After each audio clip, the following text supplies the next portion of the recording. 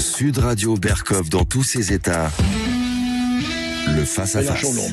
12h24 sur Sud Radio. On commence ce face-à-face un peu plus tôt aujourd'hui puisque nous avons un invité exceptionnel. Éric Zemmour, le président de Reconquête, est avec nous et avec André Berkov. Bonjour Éric Zemmour. Bonjour. Alors Éric Zemmour, effectivement, vous savez, on vous a beaucoup appelé la Cassandre, hein, la Cassandre aujourd'hui. Voilà, libanisation, deux peuples, on va en parler, etc. Mais surtout, on va essayer de dire, bon, c'est très très bien de dénoncer, c'est très bien d'analyser, mais on fait quoi ? Vous savez, ça a toujours été ça. Donc on va essayer dans cette émission d'avancer un peu là-dessus. Vous avez beaucoup de choses à dire, on a beaucoup de questions à vous poser. Mais auparavant, je voudrais peut-être commencer par, juste comme ça, cette histoire des prénoms. Vous savez, donc vous avez beaucoup parlé, on en a un, quand vous demandiez à une jeune fille de s'appeler, comment ? Corinne, voilà, Corinne. Alors, il y a eu donc, avant-hier, vous savez, cette histoire terrible, ce fichier S de 26 ans d'origine iranienne, arrêté samedi 2 décembre, après avoir tué près de la Tour Eiffel à Paris un touriste germano-philippin à coup de couteau, puis 2 autres personnes, etc. Bon, il a été radicalisé, converti de parents iraniens non musulmans. Mais pourquoi je vous en parle ? Parce que il a changé. Il s'appelait Aman, et puis il s'est appelé Armand. Et Armand, le fait de s'appeler Armand ne l'a pas empêché, en plein Paris, comme d'habitude, et c'est une longue suite, ça nous prendrait 3 heures d'inventorier tous les attentats qu'il y a eu en France, mais vous voyez, le prénom ne change rien si on tient l'intention. Alors c'est intéressant que vous commenciez par ça pour plusieurs raisons. Parce que, d'abord, pourquoi j'avais demandé qu'on rétablisse, parce que ça a été une vieille loi sous Bonaparte, qui a été abolie en 1993, d'obligation des prénoms français. J'avais demandé qu'on rétablisse cette loi, tout simplement parce qu'à un moment où on a une société complètement divisée, archipélisée, comme on dit, pour reprendre l'expression de Fourquet, je voulais mettre de l'unité et mettre des choses en commun, et que les gens aient des choses en commun, et que je pense que les prénoms sont très révélateurs de ce qu'une société peut demander à des gens.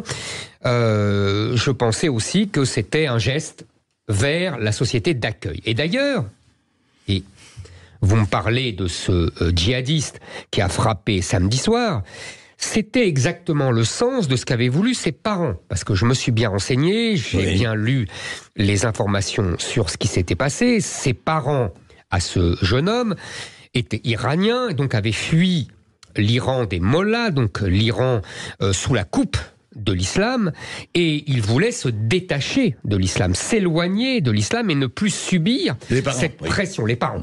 Et les parents, donc, ce sont les parents qui, quand ce jeune homme a eu 6 ans, lui ont fait changer de prénom. Et ils l'ont fait passer de Iman ou Aman, ou Amin, à Armand. Mais je note, cher André Berkov, que lorsque ce jeune homme est devenu adulte, qu'il a commencé à fréquenter des djihadistes de haut vol, Força Analiza en Syrie, exactement, qui avaient fait des attentats, etc.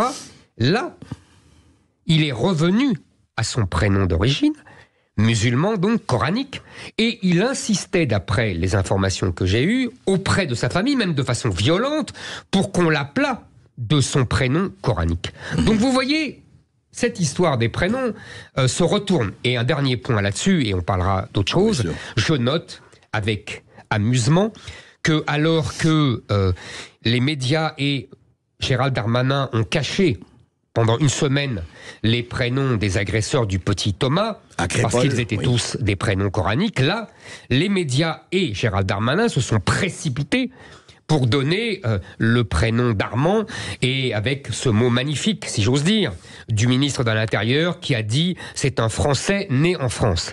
Oui, c'est un Français né en France, parce qu'on sait depuis longtemps qu'on donne la nationalité française dans une pochette surprise, et qu'en plus, le droit du sol permet à tous les gens qui naissent en France d'être français. Ce sont ces 2 mesures que, si j'avais été élu président de la République, j'aurais abolies. Alors, nous allons en parler parce qu'on va parler de votre théorie des deux peuples, hein, puisque il y a les Français, nés français, et puis le français de papier, disent certains, ou français pas seulement de souche, mais d'engagement, etc.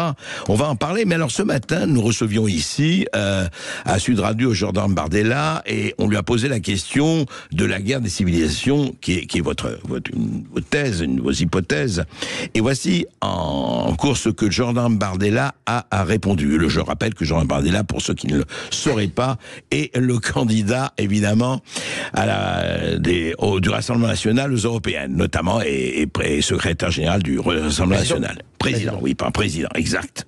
Je pensais à Georges Marchais, là. Pour le coup, l'argument de la guerre de civilisation avec des jeunes racailles de 16 ans qui probablement n'ont jamais ouvert un Coran, je vois pas trop à quelle civilisation ils appartiennent. Je pense au contraire que nous sommes là dans un choc entre la civilisation et la barbarie.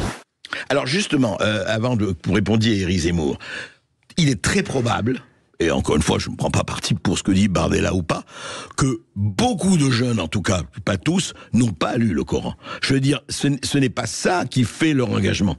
Et vous le savez. Cher André Berkoff, et à travers vous, je réponds à Jordan Bardella. Évidemment. Il m'amuse beaucoup de voir des gens qui, eux, n'ont jamais ouvert un Coran, comme Jordan Bardella ou comme Marine Le Pen, et qui pensent savoir ce qu'est un musulman et ce que n'est pas un musulman. C'est-à-dire que ces gens-là, qui ne connaissent strictement rien à l'islam, savent mieux ce qu'est un musulman que des jeunes gens qui sont musulmans depuis 1000 ans, qui sont musulmans de père en fils, qui disent « Wallah » à toutes les phrases, c'est-à-dire qui invoquent Dieu à toutes les phrases. Et M. Bardella, lui, de sa science infuse, sait mieux que ces jeunes musulmans ce qu'est un musulman. C'est déjà la première ironie de toute cette histoire. Cela dit, deuxième chose, je continue. Allez-y. Vous savez pas si... Monsieur Bardella oppose la civilisation avec un grand C à la barbarie. Je note d'ailleurs qu'il reprend là une thématique chère à notre président Emmanuel Macron. C'est sans doute le fait de le côtoyer beaucoup ces derniers temps, et qui oppose, lui, la civilisation à la décivilisation. C'est encore plus terrible. Ça voudrait dire qu'il n'y a des barbares que parmi les musulmans. Ouais. Ça veut dire qu'il n'y aurait pas de barbares les musulmans, chez les juifs, les chrétiens, les bouddhistes, ou ceux qui ne croient pas en Dieu. Je ne peux pas croire ça, et je ne peux pas croire que M. Bardella ait voulu dire ça. Non. Vous savez, c'est très étonnant ce qui se passe depuis une semaine. Vous avez Jean-Philippe Tanguy, qui est le bras droit au Parlement de Madame Le Pen, et qui dit l'ultra-droite est une menace pour nos compatriotes. Il y a M. Bardella qui condamne les manifestations à Romans-sur-Isère pour protester contre la mort de ce pauvre Thomas. Et puis, il y a le même M. Bardella et Mme Le Pen qui disent il n'y a pas de guerre de civilisation et l'islam est compatible avec la République. Soit ils y croient, et dans ce cas-là, c'est grave, parce que ça veut dire, selon moi, qu'ils ne comprennent strictement rien à ce qui se passe. Et d'ailleurs, on pourrait leur renvoyer la balle. Parce que si ce n'est pas l'islam qui les motive, si ce n'est pas la guerre de civilisation qui explique cette violence permanente, qu'est-ce que c'est ? Alors dans ce cas-là, c'est le social, c'est la psychiatrie. Et dans ce cas-là, Jordan Bardella et Marine Le Pen parlent exactement comme la gauche, comme M. Macron, comme tout le système médiatico-politique. Ou alors, ils n'y croient pas. Et c'est par tactique, par habileté, qu'ils feraient ça sans y croire. Mais dans ce cas-là, je ne comprends pas non plus, parce que nous sommes, selon tous les sondages, 60 à 70% des Français à penser que cette illusion, cette chimère, ce rideau de fumée de l'ultra-droite est ridicule. Et d'autre part, les mêmes les mêmes nombres, à peu près les mêmes chiffres de sondages, pour penser que l'islam n'est pas compatible avec la République. Donc, j'en déduis que Jordan Bardella, Marine Le Pen, ne veulent pas plaire aux Français, mais veulent plaire à qui ?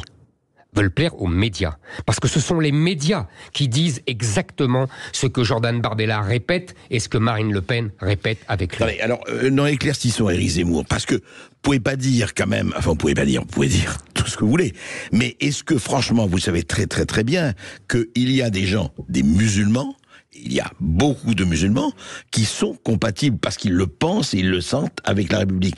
Vous allez me sortir, c'est vrai, les sondages de l'Institut Montaigne, ceux qui mettent la charia au-dessus des lois de la République, bien sûr qu'ils existent, bien sûr qu'ils ne sont pas majoritaires chez les jeunes.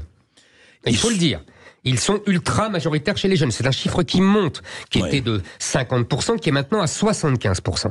Mais je vais répondre à ce que vous dites, parce que vous avez tout à fait raison. Et c'est ce que je n'ai cessé de répéter pendant la campagne présidentielle. Il y a l'islam qui, selon ses principes, selon ses modes d'application, selon son histoire, n'est pas compatible avec la République et avec la France. Je dis souvent, la France... L'islam, vous dire comme doctrine. Exactement. La France, c'est liberté, égalité, fraternité, pour aller très vite. Et l'islam, c'est soumission, c'est même ce que veut dire islam en arabe, c'est inégalité entre les hommes et les femmes, mais aussi inégalité entre les musulmans et les infidèles, et fraternité. Oui, l'islam, c'est fraternité, mais justement avec les autres musulmans, pas avec les infidèles. D'ailleurs, ils s'appellent souvent entre eux frères, parce qu'ils sont frères dans la Oumma. Mais vous avez raison, André Berkoff. Et je vous répète, c'est exactement ce que j'ai dit pendant toute la présidentielle. Si l'islam n'est pas compatible avec la République, des musulmans peuvent très bien choisir individuellement de s'agréger au peuple français, de faire les valeurs françaises de liberté, égalité, fraternité, mais aussi d'art de vivre, leurs mœurs, leur façon de vivre avec les femmes, avec les autres, leurs vêtements, leurs aliments, bref, leur civilisation. Et c'est pour ça que je vous ai dit, oui, il y a un conflit de civilisation avec un S, une civilisation judéo-chrétienne et gréco-romaine contre une civilisation arabo-musulmane. Mais il y a des gens, et je le sais puisque j'en suis une preuve vivante. Je viens d'une famille qui a vécu pendant 1000 ans dans un milieu arabo-musulman en Algérie. Oui, j'ai des grands-parents qui parlaient mieux arabe que français. Donc je le sais qu'on peut passer d'une civilisation à une autre, mais il faut un double effort. Il faut une volonté de ces individus et il faut que l'État impose des choses. Et là, nous allons arriver au problème majeur, parce que le reste n'est que polémique. Vous avez raison, André Berkoff, vous avez touché le fond de l'affaire. Qu'est-ce qu'on fait avec les gens qui sont là, qui sont de religion et de tradition musulmane, mais qui sont de nationalité française? Qu'est-ce qu'on fait? Et là... ils sont des millions. Absolument, et ils sont des millions. Qu'est-ce qu'on fait pour séparer le bon grain de l'ivraie? C'est-à-dire, pour séparer ceux qui veulent vivre à la française, ceux qui veulent s'assimiler, et ils sont nombreux, mais ils sont peu à le dire. Pourquoi ils sont peu à le dire? Parce qu'ils ont peur. Parce qu'il y a vérité une contrainte au sein des univers musulmans pour imposer la loi de l'islam. Donc l'État, quand l'État impose des choses, ça libère ces gens-là, ça leur permet de s'exprimer, de ne pas mettre le voile si ce sont des femmes, de ne pas respecter strictement les règles de l'islam, etc., etc. Et les autres, et ils sont nombreux aussi, et de plus en plus nombreux, qui ne veulent pas vivre à la française, qui veulent vivre à l'islam, et ceux-là doivent rentrer chez eux. Et ils doivent rentrer chez eux, en Algérie, au Maroc, en Tunisie. C'est le pays où ils vivront à l'aise leur identité religieuse. Zemmour, toute l'histoire de la remigration dont on parle depuis des années, c'est très bien, tout cela est bel et beau quand on en parle. Mais on fait comment ? Concrètement, puisqu'on vous dit mais on ne peut pas les renvoyer, vous avez raison. Il y a une immigration de masse. Vous avez tout à fait raison. C'est très bien de le dire, mais l'Europe dit non. Vous avez tout à fait raison. Vous avez tout à fait raison. D'abord, qu'est-ce qu'on fait? Alors, on fait plusieurs choses. D'abord, on règle la question de la justice. C'est-à-dire qu'on règle la question de tous ces jeunes qui sont délinquants, qui font ce que j'appelle, moi, du djihad du quotidien, son continuum de violence qui va du viol, du vol au meurtre. Et ceux-là doivent être punis sévèrement. On a un gros problème judiciaire. En 2 mots, je vous l'explique. C'est qu'il y a une décorrélation entre les peines encourues les peines prononcées et les peines exécutées. Il y a une décorrélation entre les peines encourues et les peines prononcées parce que nous avons des magistrats dont nombreux sont membres du syndicat de la magistrature et qui trouvent toutes les excuses possibles pour prononcer des peines les plus faibles possibles. Et deuxièmement, il y a une décorrélation entre la peine prononcée et la peine exécutée parce que nous avons un juge d'application des peines qui lui aussi passe son temps à réduire les peines si le criminel s'est bien conduit, s'il a fait du poney ou s'il a été gentil pendant ces années de prison. Et donc, on passe de quelqu'un qui a eu 10 ans de prison, qui devait en avoir 20, qui a eu 10 ans et qui n'en fait que 2, j'exagère à peine, parce que le juge d'application des peines. Donc déjà, on règle les deux problèmes. Un, on fait des peines planchées que les juges ne pourront pas abaisser. Je vous donne un exemple. J'ai compris. 10 ans de prison pour... Voilà. J'ai compris. Deuxièmement, on supprime le juge d'application des peines. Ça, c'est la partie justice. Puis... Pardon, est-ce que je vais continuer. Juste sur la partie justice. Oui. Comment vous allez convaincre ces juges, notamment ceux que vous dites gauchistes, les syndicats de la magistrature, pour ne parler que d'eux, ils sont là. Vous allez quoi? Vous allez licencier? Vous allez faire quoi? Moi, je ne suis pas comme la Troisième République qui avait viré tous les juges bonapartistes et monarchistes qui représentaient 90%.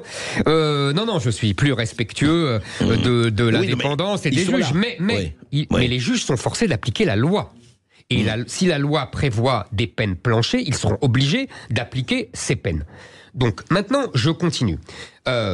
Deuxièmement, il faut absolument être ferme, redevenir ferme. Je l'ai dit pour la justice, je le dis aussi pour l'État, c'est-à-dire que nous devons expulser des logements sociaux toutes les familles de délinquants et les délinquants eux-mêmes. Et nous devons supprimer toutes les allocations sociales à ces délinquants et à leurs familles. Et à leurs familles.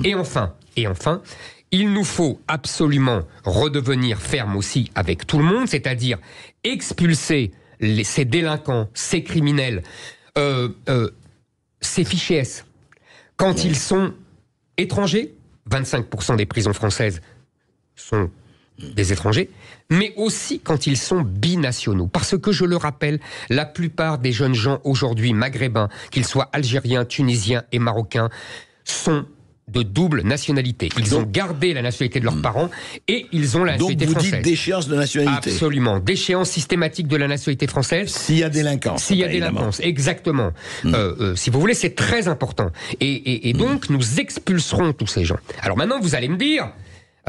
puis, évidemment, mais ça va sans dire, parce que je le répète sans cesse, il faut arrêter l'immigration, il faut arrêter les 500 000 immigrés qui viennent... Éric Zemmour, vous n'avez pas... Ok, c'est très bien tout ça. Mais je vais vous répondre à ça, il n'y a qu'un faucon, ok? Non, pas il n'y a qu'un faucon, ce sont des mesures claires. Ça. Non, ça c'est... Ok, pour le côté justice, d'accord, et pour le côté sanction, ok. D'accord. Maintenant, il y a deux choses. Oui. Vous dites, voilà, par exemple, il faut les rapatrier, ou les expulser, ou les déchoir de la nationalité. Comment on fait avec des pays d'accueil quand ils n'ont plus de passeport, qu'ils l'ont brûlé? Il dit, mais attendez, lui, je ne sais pas s'il est algérien, marocain ou tunisien, vous me dites de l'accueillir, en quoi je l'accueille? Et deuxièmement, l'Europe qui a des lois qui sont en principe exécutoires pour chaque État européen, dont la France. Donc vous avez deux choses, les États qui vont vous dire oui mais attendez vous êtes bien gentil, mais qu'est-ce qui va dire que? Et puis l'Europe qui va dire attendez on a des lois, vous faites quoi? Vous posez des très bonnes questions, permettez-moi de vous le dire, ce n'est ni ironique ni flagorneur, ce sont les très bonnes questions. Première chose, vous me dites les pays les refusent. D'abord, vous auriez pu me dire, mais comment vous arrêtez les 500 000 qui viennent chaque année?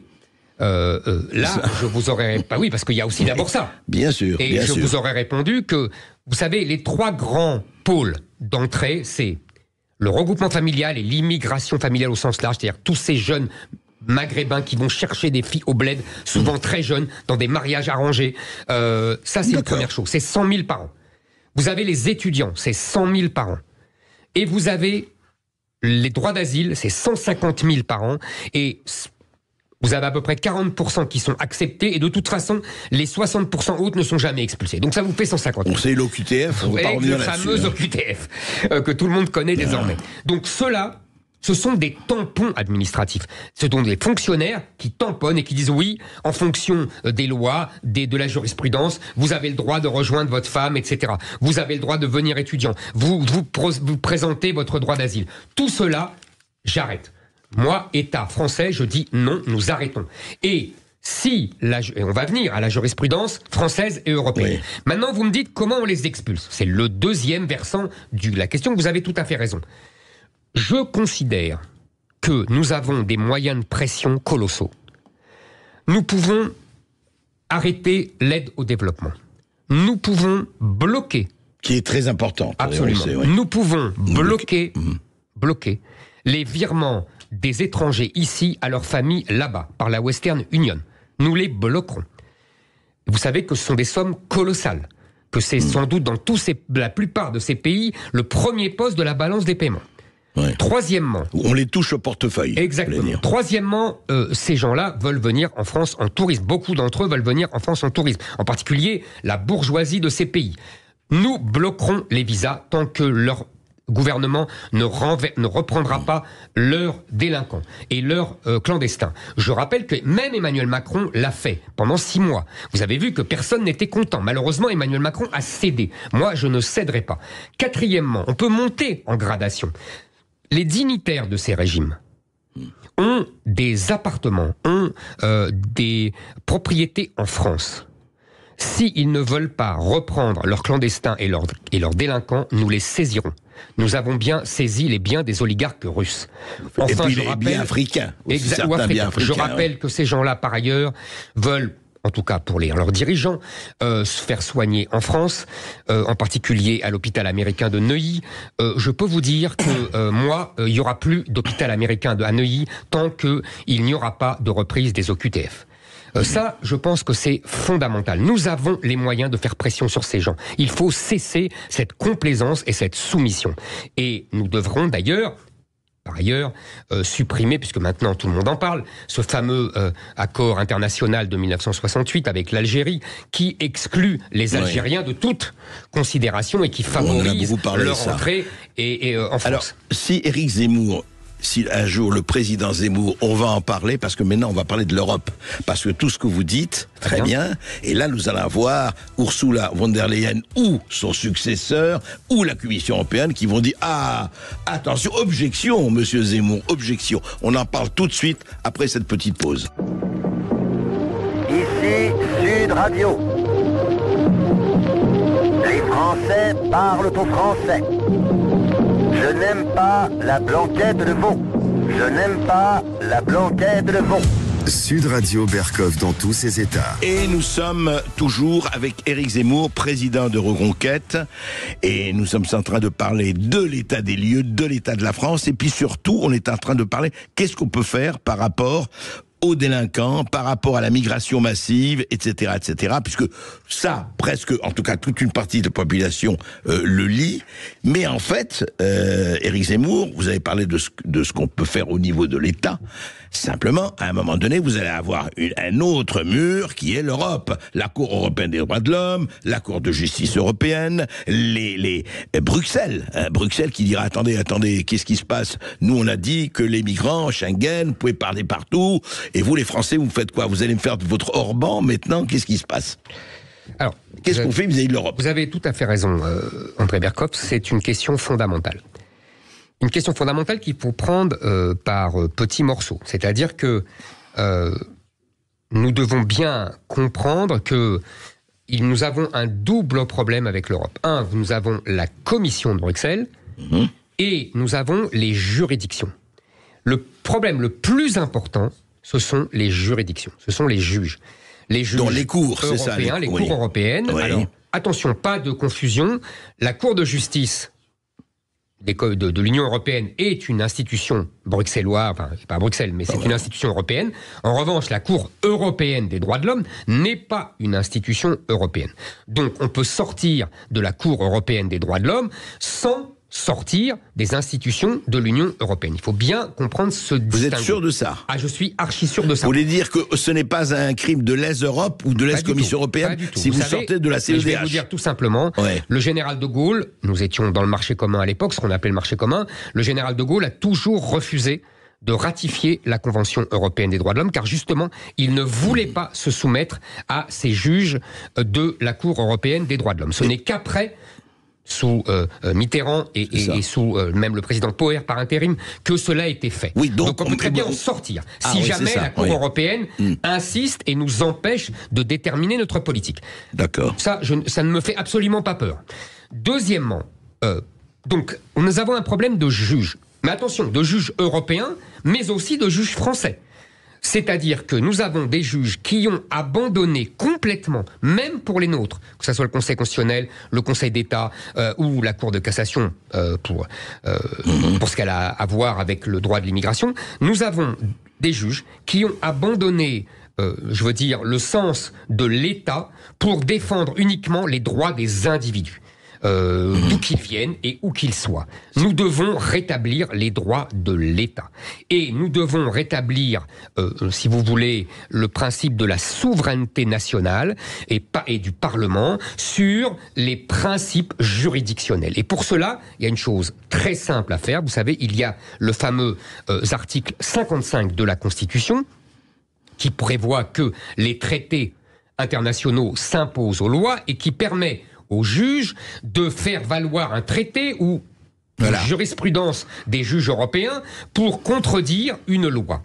Il faut faire une modification de la Constitution et prévoir que désormais, les lois postérieures au traité, c'est-à-dire les lois votées après la ratification des traités, s'imposeront au traité. Vous savez, c'est ce qui existait naguère, c'est ce qu'on appelait en termes juridiques la théorie de la loi écran, c'est-à-dire que la loi faisait écran entre le traité et l'administration. Donc c'est abolition de l'article 55. Non, modification de l'article 55 pour les lois postérieures. Et là, vous verrez très bien que nous pourrons régler cette question-là. Maintenant, il faut traiter globalement de l'Europe. Après tout, on peut me dire, et je suis sûr que vous allez me le dire, mais pourquoi vous ne vous êtes pas favorable au Frexit? Pourquoi on ne sortirait pas? Parce qu'on voit bien qu'on est, on est complètement... on est liés. Et on est liés, exactement. On est enchaînés. Et que pour cette question de l'immigration, vous avez tout à fait raison, on est encore plus liés. On a vu les jurisprudences récentes qui interdisent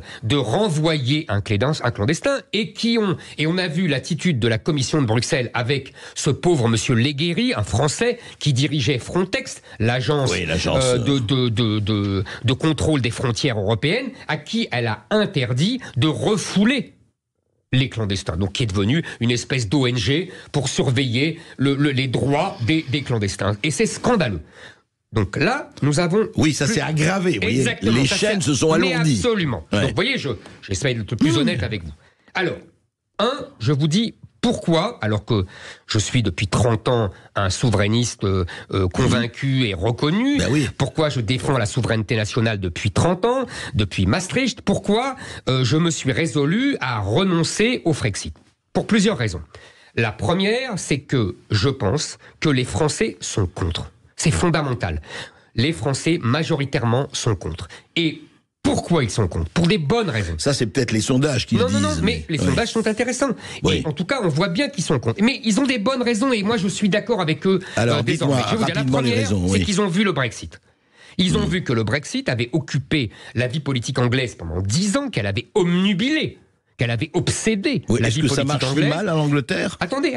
Et on n'a plus parlé d'autre chose pendant 10 ans. Moi, je veux qu'on parle d'immigration. Et les Français aussi. Je veux qu'on traite d'abord la question de l'immigration.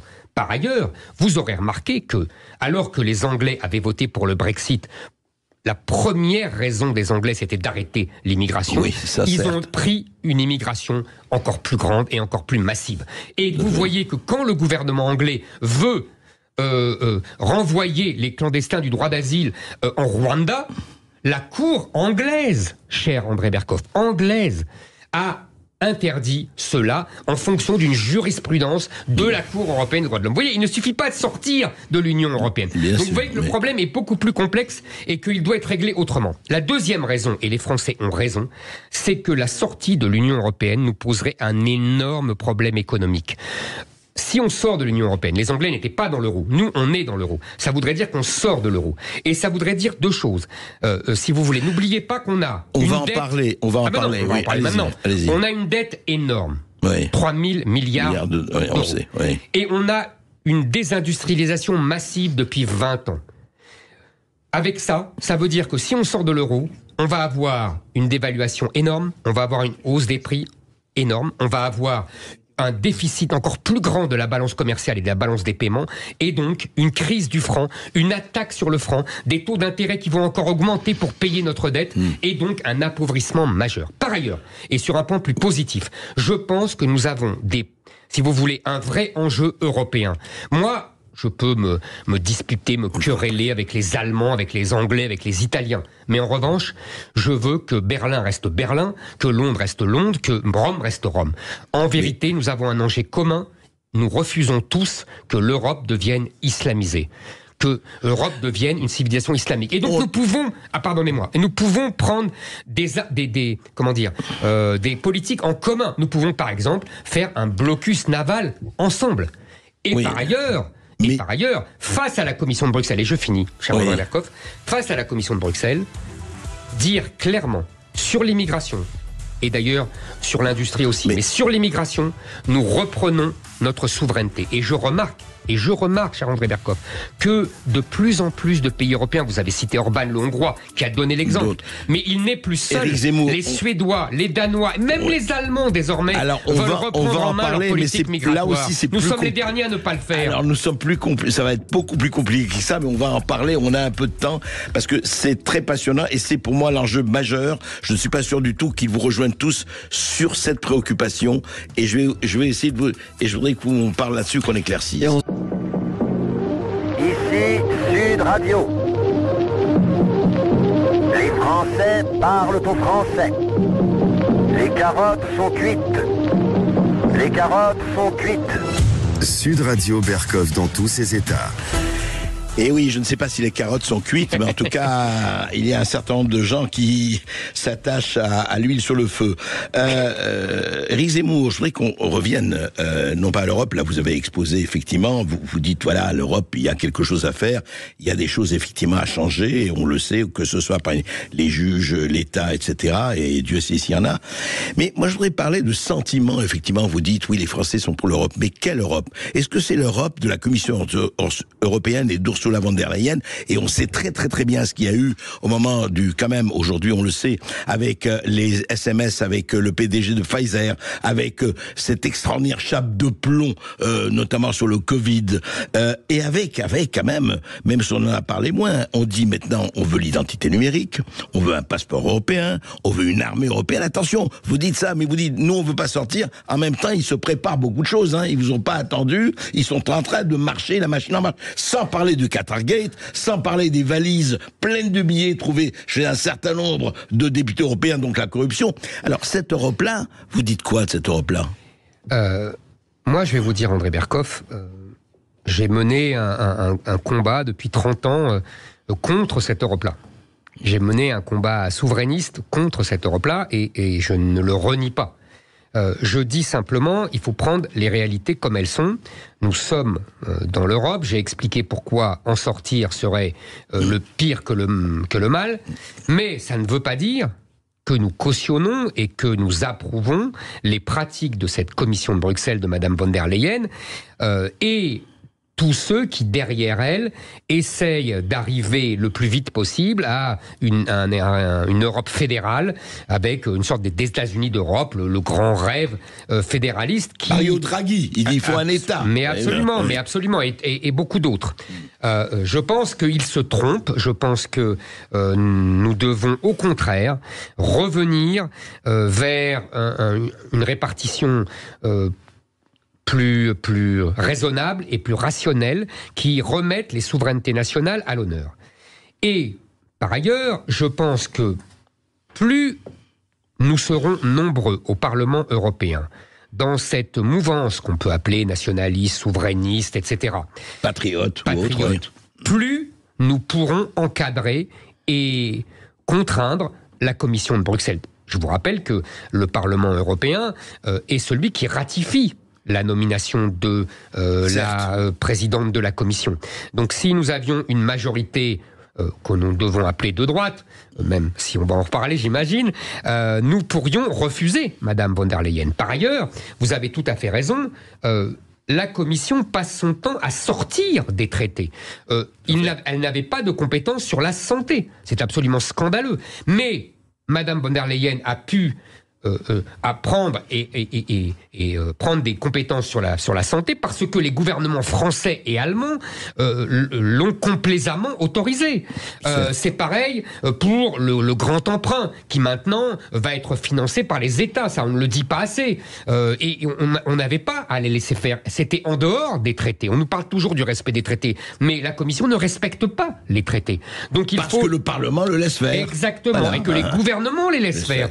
Donc nous devons agir à ces deux niveaux. Et effectivement, nous devons contraindre la Commission à ne pas sortir des traités. Par ailleurs, Madame von der Leyen n'a aucune compétence en matière de politique étrangère. Elle se balade en Ukraine, etc., ou ailleurs, et elle prend des positions qu'elle n'a pas à prendre. Elle n'est pas présidente des États-Unis d'Europe. Les gouvernements européens sont responsables de la politique étrangère de leur nation. Non, elle ne l'est pas. Elle ne l'est, André Berkoff, que parce que il y a une complaisance des grands États européens, la France et l'Allemagne pour ne pas les nommer. Pourquoi cette complaisance ? Mais parce qu'ils sont dirigés par des fédéralistes. Ils sont dirigés par des gens, on les connaît bien, Emmanuel Macron, qui rêvent des États-Unis d'Europe, qui parlent de souveraineté européenne, comme s'il y avait une nation européenne. Nous devons absolument combattre ces gens lors des élections européennes et lors de l'élection présidentielle, comme je l'ai fait. Voilà. Donc, alors, effectivement, et ça nous ramène peut-être à parler de, vous avez dit vous-même, une majorité de droite. Alors, parlons de ça. Alors, moi, je suis assez frappé par un paradoxe zemmourien qui consiste à dire, nous voulons l'union des droites, mais comme vous l'avez fait en début d'émission, à dire Marine Le Pen ceci, Jordan Bardella cela, etc. Mais avec qui ? Alors, il y a, parce que c'est vrai, il faut le dire, au moins 50% des Français et plus sont assez d'accord avec un reconnaissent corpus, de droite. Voilà, se reconnaissent en tout cas, je ne sais pas si de droite, mais disons souverainistes, nationalistes, voilà. C'est assez sommaire, forcément. Mais voilà, c'est sommaire. Mais disons que si personne ne parle à personne, moi ce qui me frappe, c'est qu'il y a Le Pen, Bardella, Zemmour, Philippot, Dupont-Aignan, les LR, absolument. On ne sait pas eux où ils sont, hein, c'est un peu danseuse du ventre, mais enfin bon, ça c'est moi qui le dis. Hein. Mais, oui, mais comment voulez-vous vous prêcher l'union des droites ? Il y a deux questions. D'abord, comment voulez-vous la faire si pour le moment vous regardez tous, il faut le dire tous, avec des yeux de chien de faïence, quoi, en train de se regarder. Et deuxièmement, et surtout, il y a des tas de gens en France, et vous le savez, des milliers, peut-être des millions, qui ne se reconnaissent ni de droite ni de gauche, mais qui tiennent à un certain nombre de valeurs que vous avez évoquées et que vous défendez aussi, Éric Zemmour, mais que d'autres défendent aussi, vous n'êtes pas le seul. Or, en chosifiant dans une étiquette, dans une assignation à résidence de droite et de gauche, vous leur dites, ah oui, alors ça c'est l'union des droites. Donc moi, c'est pas mon problème, ça m'intéresse pas. Alors, je vais vous dire, cher André Berkoff, pour répondre à votre première question sur l'éparpillement et même parfois la rivalité. Moi, je vais vous dire, si j'ai été aussi sévère tout à l'heure, c'est que je pense qu'en politique, le mensonge est criminel. Et que, en se soumettant au mensonge de la classe politico-médiatique, le Rassemblement national de Marine Le Pen et de Jordan Bardella fait une mauvaise action. Je pense que, vous savez... En quoi ? Expliquez. Mais je vais vous expliquer en quoi. Je pense que, vous savez, Solzhenitsyn disait le mensonge, c'est ce qu'il y avait de pire au temps du communisme et de l'URSS. De l'URSS, oui. C'est comme une sorte de torture des gens. Et les gens le ressentent comme ça. Quand on parle de l'ultra-droite pour cacher les crimes du pauvre Thomas, quand on parle de la psychiatrie pour oublier que le terroriste de samedi soir a crié à Allah Akbar. Les gens en souffrent comme s'ils étaient torturés. Et donc je considère qu'en se soumettant à ces mensonges, les gens du Rassemblement national participent à cette torture des Français. Ça, c'est une première chose. Donc je le dis. Deuxièmement, je pense que on peut très bien être habile tactiquement, mais qu'il y a des limites à l'habileté, ce que le grand Blaise Pascal appelait la maladresse des demi-habiles. C'est-à-dire qu'à force de parler comme le système, on finit par agir comme le système. On a bien connu ça avec Jacques Chirac, on a bien connu ça avec Nicolas Sarkozy. C'est la limite des demi-habiles, comme disait Pascal. Et moi, je ne veux pas tomber dans ce panneau-là. Donc, je le dis, et je le dis haut et fort. Je crois qu'il y a un lien en politique entre les mots choisis et les actes. Ce n'est pas innocent, on ne peut pas distinguer, on ne peut pas faire une espèce de machiavélisme du pauvre pour séparer les deux. S'il y a un lien, vous savez, la gauche le sait très bien. Parce qu'elle impose ses mots avant de pouvoir développer sa politique. Oui, sauf donc que si on se soumet aux mots du système, eh ben on fera comme le système le voudra. Sauf qu'on va en parler après cette petite pause, mais Éric Zemmour, vous avez vu comment la NUPES est en train d'éclater façon puzzle avec leurs contradictions. Aujourd'hui, et je vais vous parler d'autre chose juste avant qu'on fasse la pause. Je vais vous dire, vous dites effectivement, vous rappelez ce que disait, on ne sort dans l'ambiguïté. Voilà, dans son déprimé, Cardinal de Retz, exactement. Et il faut rappeler que De Gaulle, quand il est arrivé à Mostaganem, il a dit « Je vous ai compris ». Hein, et je vous ai compris, l'Algérie française a pensé qu'il était Algérie française et les autres, donc l'ambiguïté, hélas. Vous avez vu, mais oui, c'est ce que j'appelle le machiavélisme du pauvre. Vous avez vu le coup que ça a eu?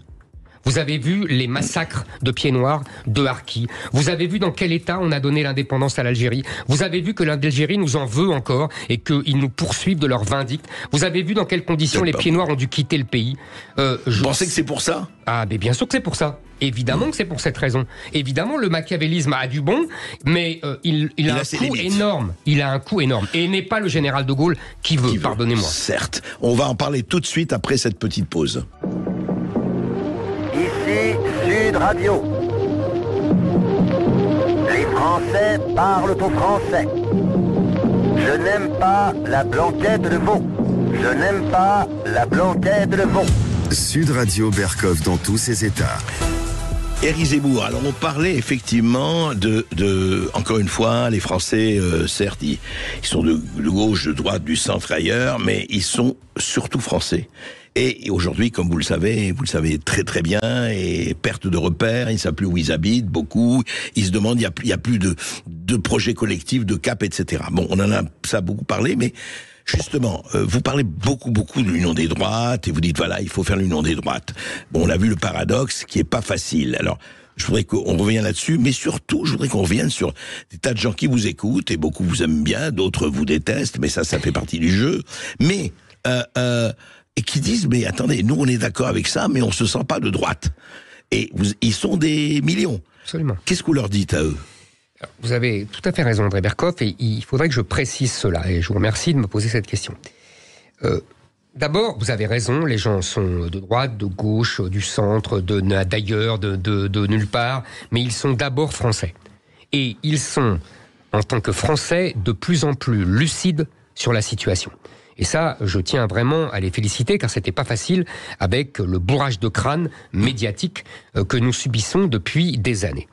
Et par ailleurs, c'est pour ça que je leur dis à tous, quelle que soit leur ligne politique, c'est pour ça que j'ai eu vraiment le plaisir de répondre à vos questions précisément, qu'il y a des solutions. Nous ne devons pas, après avoir vaincu le déni de la classe médiatico-politique, céder au fatalisme. Parce que ça serait pire encore. Donc il y a des solutions, donc c'est pour ça que j'ai voulu le dire, et que je le redirai aux Français, quelle que soit, vous avez raison, leur ligne politique. Maintenant, pourquoi je parle d'union des droites? Je parle d'union des droites parce que, pour deux raisons majeures. La première, c'est que ce n'est pas un objectif. Je ne rêve pas la nuit de l'union des droites. Je ne me réveille pas le matin en criant l'union des droites, l'union des droites. Vous ne rêvez pas d'un grand Pax, quoi. Non. Ce n'est pas. Vous savez, non. Je veux sauver la France, oui. De l'islamisation du pays, oui. Mais pas l'union des droites. C'est un moyen. Un moyen que j'ai trouvé, un moyen politique, un moyen tactique, pour essayer de renverser l'ordre des choses et d'imposer les mesures dont je vous ai parlé, la vision de la France que alors, j'ai. pour ceux qui ne se sentent pas de alors droite. justement, Voilà. d'abord, il faut bien comprendre que je parle de cette union des droites parce que, qu'est-ce que ça veut dire ? Ça veut dire Reconquête, ça veut dire les électeurs du Rassemblement National, ça veut dire les électeurs de LR qui ne souhaitent pas aller chez Emmanuel Macron, et ça veut dire même des électeurs qui ont voté Macron en 2017 et en 2022, mais qui ont compris l'enjeu majeur qui est l'islamisation du pays et le danger pour la France. Il y en a aussi, il y en a. Bon, il y en a beaucoup plus qu'on ne croit.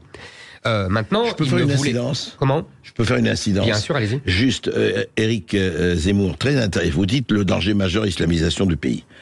Bon, c'est votre parti, votre engagement, votre parti pris. Mais à ce moment-là, est-ce qu'on ne peut pas vous dire, oui, attendez, et le pouvoir d'achat, et ce qui se passe économique. Non, mais c'est pas pour changer de sujet. Attendez. Mais ça, c'est un autre sujet là. Je vais vous répondre très vite parce que je veux pas ne lâcher votre première question. D'accord. Mais ça ne veut pas dire que la survie de la France se joue avec l'islamisation du pays. Ça ne veut pas dire que les Français n'ont pas des questions, des problèmes légitimes, matériels, et qu'il ne faut pas les résoudre. Mais dans ce cas-là, je crois plus, si vous voulez, à une baisse d'impôts, une baisse de charges et une lutte contre l'assistanat que, au contraire, à un développement de l'assistanat et des chèques, comme le souhaite le Rassemblement National, par exemple. Donc, c'est deux lignes. C'est deux lignes. Voilà, alors, revenons à l'union des droites. Aux droites, oui. Donc, j'ai bien compris, si vous voulez, que cette union des droites n'était voulue que par moi. Je veux dire, dans la classe politique. Marine Le Pen n'en veut pas. Marine Le Pen n'en veut pas. Elle pense arriver toute seule au pouvoir, ce que même le général de Gaulle n'a pas fait, mais on verra bien. C'est possible. Ouais. Donc, elle n'en veut pas d'union des droites. En plus, lors des 2 seconds tours auxquels elle a participé en 2017 et en 2022, elle a tenté de séduire l'électorat de M. Mélenchon beaucoup plus que l'électorat de M. Fillon en 2017, à qui elle n'a pas dit un mot, et l'électorat, le mien, de Reconquête, à qui elle n'a pas dit un mot non plus, et qu'elle a méprisé pendant tout l'entre-deux tours. Donc c'est son choix stratégique. Et nous avons des dirigeants de LR qui ne savent plus où ils habitent, qui sont vous savez, la brouette de grenouille. Tout membre de LR est différent de l'autre et a une ligne différente de celle de l'autre. Donc ça, moi, je ne m'y retrouve plus, c'est trop compliqué pour moi et trop subtil pour moi. Donc, je pense, si vous voulez, qu'il faut cette union des droites pour vaincre le bloc central qui s'est forgé depuis Emmanuel Macron entre le centre droit et le centre gauche.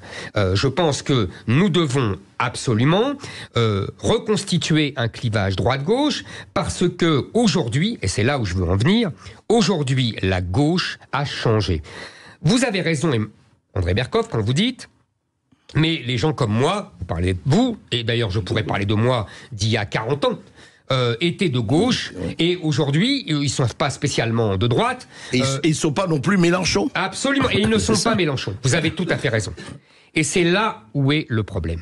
C'est que, il faut bien comprendre que la gauche a toujours, dans l'histoire de France, inventé le clivage droite-gauche, depuis la Révolution française, et a inventé le peuple qui allait avec. Si vous voulez, la gauche, c'est la Révolution française, le tiers-état contre les monarchistes et contre les aristocrates. Puis, au XIXe siècle, c'est le socialisme et les ouvriers contre les bourgeois. Et aujourd'hui, c'est Mélenchon qui a les gros bataillons de gauche, que ça plaise ou non, avec un peuple arabo-musulman et les gauchistes, les wokistes, les militants féministes, LGBT, qui se sont agrégés à ce peuple arabo-musulman pour forger un peuple islamo-gauchiste. Ce sont aujourd'hui les gros bataillons de la gauche. Mais vous avez raison, cher André Berkoff. Il y a des gens, comme vous, comme d'autres, qui étaient de gauche et qui se sentent toujours de gauche. Je pense à Michel Onfray, je pense à d'autres. Ils se sentent de gauche. Mais, il y a un mais, cher Berkoff. la gauche ne les reconnaît plus comme de gauche. Mais objection, votre honneur, c'est très important. C'est très important. Attendez. Je vais répondre. Non, mais ce que je veux dire, c'est que je veux rassembler les droites, oui. Mais tous ceux qui ne sont pas reconnus par la nouvelle gauche comme de gauche, qui veulent défendre la France telle qu'elle est, la civilisation française et européenne, judéo-chrétienne et gréco-romaine, qui ne veut pas que la France devienne un pays de la Oumma de musulmanes. J'ai compris, ça vous l'avez dit. Peuvent se rassembler avec nous. Alors, qu'ils se sentent de gauche, de droite, du centre, d'ailleurs, d'où ils veulent. Moi, ce que je dis simplement, c'est que face à la gauche de Jean-Luc Mélenchon, il faudra incarner une droite objection, qui votre défendent honneur. cette France-là. Écoutez-moi, objection, votre honneur. D'abord, vous dites le peuple, mais le peuple de gauche, il est parti depuis longtemps, Éric Zemmour. Vous parlez du peuple de gauche, c'est un autre peuple aujourd'hui. Le peuple de Mélenchon n'est pas le même. La meilleure preuve, le Parti communiste, vous savez ça mieux que moi, faisait 25% encore il y a 40 ans ou 30%, et je ne parle même pas des diatribes de Georges Marchais. Ils sont aujourd'hui au Rassemblement National, vous le savez. Donc, non mais, est-ce que ce n'est pas le peuple de France? Est-ce que le peuple de la France rurale, de la France périphérique et tout ça, ce n'est pas des gens de droite, forcément. Vous voyez ce que je veux dire? Et deuxièmement, pardon, et comme ça vous répondrez en même temps, vous avez dit, et vous avez fait un aveu d'ailleurs qui vous honore, vous avez dit que l'union des droites, il n'y a que moi qui veut le faire. Et alors comment vous allez arriver tout seul? Mais parce que, alors c'est une très bonne question, je réponds très vite à celle-ci et je répondrai à l'autre. Allez, oui. La politique, c'est un rapport de force. À partir du moment où vous êtes en tête, mais ça nous concernera pour la présidentielle, évidemment. À partir du moment où vous êtes en tête pour le soir du premier tour, pour le second tour, vous avez des gens qui vous rallient. Donc là, ça suppose d'être en tête. Ça voudrait dire, ça suppose d'être en tête. Ça veut dire que les gens qui souhaitent cette union des droites votent pour le candidat de Reconquête. Et c'est évident qu'ils votent pour Marion Maréchal aux européennes, qu'ils votent pour le candidat de Reconquête à la présidentielle, pour imposer aux autres qui n'en veulent pas cette union des droites. Mais je reviens à votre première question qui est plus fondamentale. Vous avez tout à fait raison, je n'ai pas parlé d'ailleurs de peuple de gauche. Le peuple de gauche, c'était le peuple des ouvriers, des employés, et des cadres, des bourgeois socialistes, progressistes, catholiques de gauche, tous ces gens-là qui s'étaient rassemblés en 1981 derrière François Mitterrand. Ces gens-là n'ont pas disparu, simplement les ouvriers sont allés en partie, pas complètement, mais en grande partie au Rassemblement National, vous avez raison, et il y a aussi des gens qui ont voté Reconquête, qui ont voté pour moi à la présidentielle, qui étaient de gauche avant. Moi, ce que je vous dis, je ne dis pas que ces gens-là se sentent de droite, je dis que la gauche les désigne comme de droite, c'est tout. Mais que si eux se considèrent de gauche, je les comprends, simplement, ils subissent la vindicte et l'hostilité de la gauche d'aujourd'hui. C'est l'histoire de la Révolution française, vous savez, Danton se prenait pour un grand révolutionnaire, il avait été le responsable du comité de salut public et du 10 août de 1792, et c'est pourtant Robespierre qui l'a fait condamné à mort parce qu'il n'était pas assez de gauche. Avant que Robespierre ne meure lui-même. Je vous le fais pas dire. C'est l'histoire de la gauche en France. On trouve toujours plus à gauche que soi, et ce plus à gauche que soi vous vomit, même si vous avez été de gauche avant. C'est le drame de l'histoire de France. Moi, je la prends comme elle est. Donc je dis à tous ces gens-là qui se sentent de gauche et qui sont vomis aujourd'hui par la gauche et par le peuple islamo-gauchiste, et ils sont nombreux, vous avez raison André Berkoff, rejoignez-nous, vous êtes avec nous. Oui, mais ils n'iront pas à l'union des droites, Éric Zemmour. Ils iront. Ils ne sont pas un autre nom. André Berkoff, ils ne sont pas idiots.